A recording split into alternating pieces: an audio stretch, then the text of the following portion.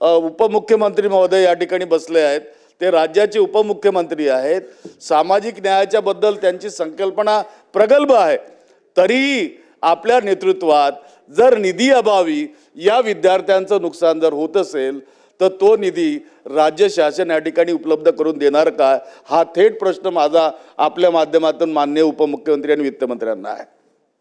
अध्यक्ष महोदय, आता टार्टी, बार्टी, महाज्योती, सारथी, अमृत ह्या वेगवेगळ्या संस्था वेगवेगळ्या घटकातल्या मुलांना मुलींना शिक्षणाच्या दृष्टिकोनातून मदत करायला काढलेले आहेत. अध्यक्ष महोदय, ह्याच्यामध्ये थोडासा ओझरता उल्लेख आमचे संजय शिरसाट साहेबांनी मंत्री महोदयांनी उत्तर देताना केला.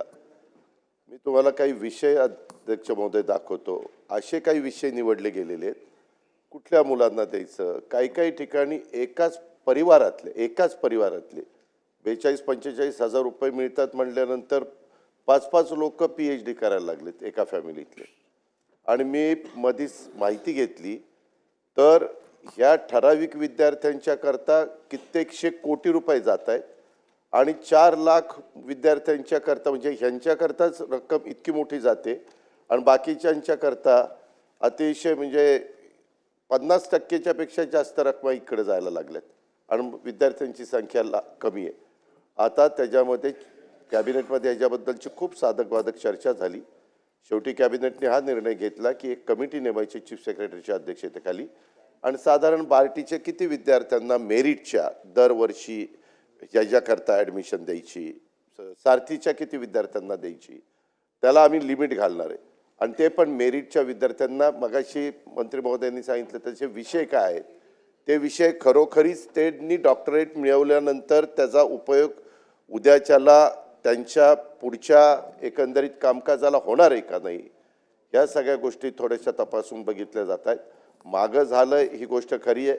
त्यावेळेस निवडणुकीचा काळ होता. निवडणुकीच्या काळात ते विद्यार्थी उपोषणाला बसायचे, नको नाराज नका करू, द्या द्या द्या द्या द्या द्या द्या द्या अशा पद्धतीने हे सगळं झालेलं आहे.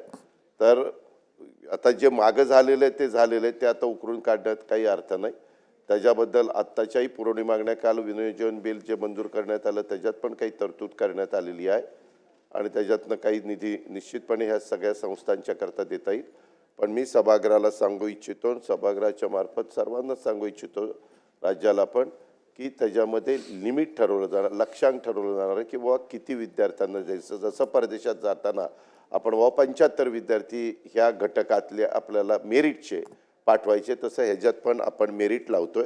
आणि राऊतसाहेब, तुम्ही आपण एकत्र काम केलेलं आहे, त्याच्यावर तुम्हालाही माहिती आहे मी कधी कुठल्याही घटकावर अन्याय होईल अशा प्रकारची कुठलीही गोष्ट करत नाही. नेहमी समाजातल्या वंचित वर्गाला, ज्यांचे ऐपत नाही आई वडिलांची पण त्यांनी ते मेरिटमध्ये आहेत आणि त्यांना सरकार म्हणून आपण मदत केली पाहिजे आणि त्यांचे विषय चांगले आहेत, अशांना मदत करायला महायुतीचं सरकार हे प्राधान्य देतं आणि नेहमीच मदत करतं, पुढेही देत राहील.